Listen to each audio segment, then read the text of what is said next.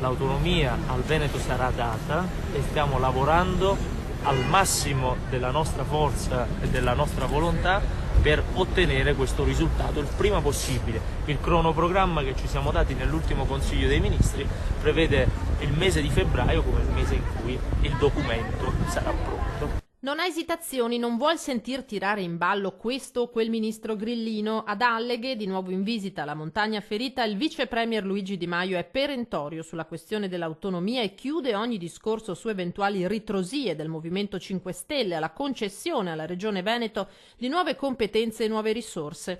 Non c'è nessuna volontà di disattendere il referendum, l'autonomia a questa regione, come alla regione Lombardia, come a tutte le altre regioni che lo chiederanno, si deve dare in un'ottica di un'Italia che resta sempre un'Italia solidale, perché io non credo che i veneti vogliano togliere ad altre regioni, vogliano soltanto l'autonomia che hanno chiesto con un referendum e gli sarà data perché gli deve essere data. Parole accolte con soddisfazione e subito commentate dal presidente del Veneto Luca Zaia.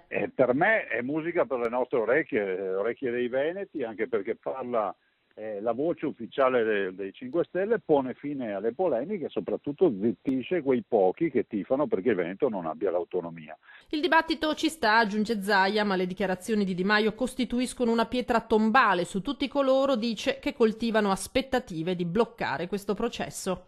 È un atto di coerenza e va riconosciuto. Di Maio è venuto un mese e mezzo fa o giù di lì qui da noi a dire che avrebbe portato avanti la partita dell'autonomia, quindi avrebbe confermato quello che c'è scritto nel contratto di governo, lo conferma oggi, quindi tutto quello che noi abbiamo come aspettative si dovrà realizzare.